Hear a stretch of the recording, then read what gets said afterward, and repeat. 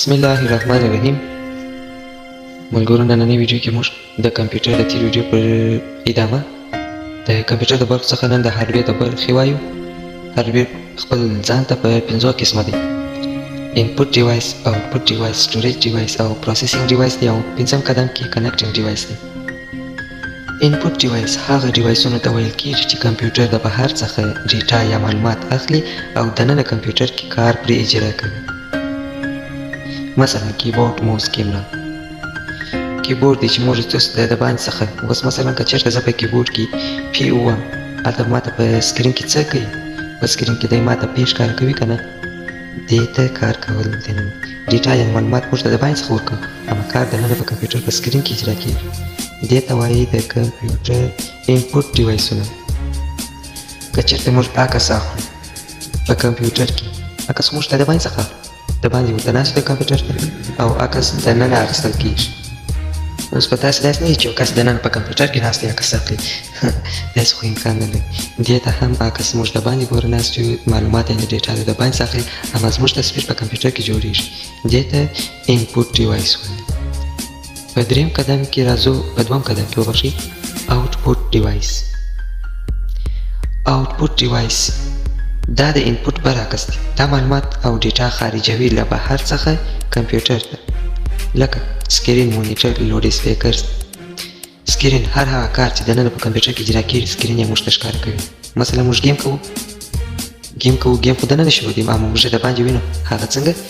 دا د آوټپوټ ډیوایس سکرین باندې موږ ته ښکاره کوي زموږ عکسونه، زموږ فلمات، گیمونه، هر څه چې موږ دننه کوو موږ ته د باندې راښکاره کوي که نه؟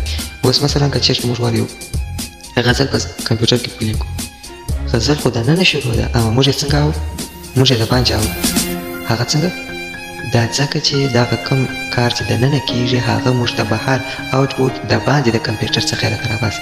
لوډ سپیکر په وسیله موږ تاسو اواز اورېدلی که نه؟ دې ته آوټپوټ ډیوایس وایي. پسې راځو وایي سټوریج ډیوایس. سټوریج ډیوایس 3م هغه ډیوایسونه دي، که په لنډن کې ووایو موږ ته سټوریج ډیوایس له نامه څخه معلومیږي چې ذخیره کوونکی ده. هغه ذخیره کوونکې آله یا پرزه چې په هغه کې ډیټا یا معلومات ساتل کېږي، لکه د سټوریج ډیوایس څخه عبارت دی لکه هارډ ډیسک، ریم، سی ډي، یو اس بي، میموري، ایم پی ټي سو آن. که هارډ ډیسک نه وي نو موږ کمپیوټر نه وینډوز انسټالیږي نه کېږي. که هارډ ډیسک نه وي نو ګیم په کمپیوټر کې موږ څنګه کوو؟ هغه برعکس، که ریم عموما ګر سره ریم نه وي کمپیوټر چلندېږي نه. دې ته وایي سټوریج ډیوایس، یعنې ذخیره کوونکی. اوس مثلا ریم دې هم ځان کې شیان ذخیره کوي، هارډ ډیسک دې هم معلومات ډیټا ځان کې ذخیره کوي. 4م راځو وایي پروسیسینګ ډیوایس. پروسیسینګ ډیوایس هغه ډیوایسونه دي چې اصلي کارونه مخته وړي، یعنې اطلاعات او ډیټا چې تحلیل او تجزیه کوي پروسیسینګ ډیوایس دی. ګوري دا ډېره زیاته مهمه برخه ده په کمپیوټر کې. دې ته موږ د کمپیوټر مغز هم ویلی شو. تاسو ته معلومه ده چې مغز څومره مهم دی او څه کار کوي، اضافه تشریح ته ضرورت نشته. مثلا ګورئ د انسان مغز دی چې کله څومره کار کوي، دې ته موږ په لنډه اصطلاح کې څه ورته وایو؟ مغز. د انسان د مغز سره پرتله کولی شو پروسیسینګ ډیوایس، ځکه چې په کمپیوټر کې همداسې مهم کار کوي. که چېرته دا ډیوایس نه وي نو هېڅ په کمپیوټر کار نشي کولی. مثلا معلومات اخلي او داسې کوي، هسې کوي، شیان ډیلیټوي او هر څه چې کوي، ګیم هر څه دا د پروسیسینګ ډیوایس کار. راځو وایو 5م کنیکټینګ ډیوایسونه.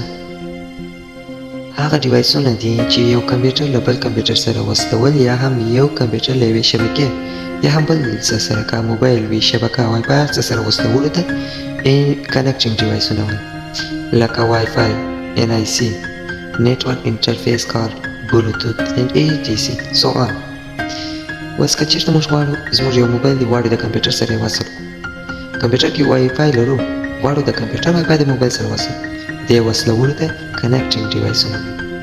مثلا غواړو یې کمپیوټر له بلوتوث والا MP3 سره وایرلیس MP3 سره کنیکټ کړو د بلوتوث له، دې ته کنیکټینګ وایرلیس وایي. کنیکټینګ ډیوایسونه د کمپیوټر کنیکټینګ ډیوایسونه وایي. راځو اوس تاسو د هارډویر 15 برخې وپېژنئ. که چېرته د دې برخو نه یوه برخه هم نه وي نو کمپیوټر کې کار کول هېڅ معنا نه لري، هېڅ امکان نه لري چې کمپیوټر دې کار وکړي. راځو وایو د سافټویر برخې. هغه د کمپیوټر تاسو وپېژنئ پر دوه برخې وو، یو هارډویر او بل سافټویر. هارډویر مو وپېژنئ پر 15 قسمو، دا وایو سافټویر. سافټویر هم بیا پر دوه قسمه، یو ته سیسټم اف سافټویر وایي، بل ته اپلیکیشن سافټویر. سیسټم سافټویر عبارت د هغه سافټویرو څخه دی چې د هغه نه بغیر کار کول هېڅ په کمپیوټر کې هېڅ دغه نه دي. هغه داسې دی لکه مثلا اوس د انسان په دماغ کې چې مغز نه وي نو هغه د انسان موږ ویلی سو نه، ځکه چې هغه روح نه دی. همداسې که چېرته په کمپیوټر کې وینډوز نه وي نو کمپیوټر خو یې له کیبورډ یو له پلاستیکي شی دی د غورځولو دي. اوس لینکس دی، کالي لینکس دی، بلیک آرچ دی، دا ټوله داسې سیسټمونه دي، اپریټینګ سیسټمونه دي لکه وینډوزونه. دا ټوله وینډوزونه چې د کمپیوټر جلا جلا، لینکس جلا دی او په وینډوز جلا دی، کالي لینکس بیا جلا دی، بلیک آرچ هم جلا. راځو وایو دوم اپلیکیشن سافټویر.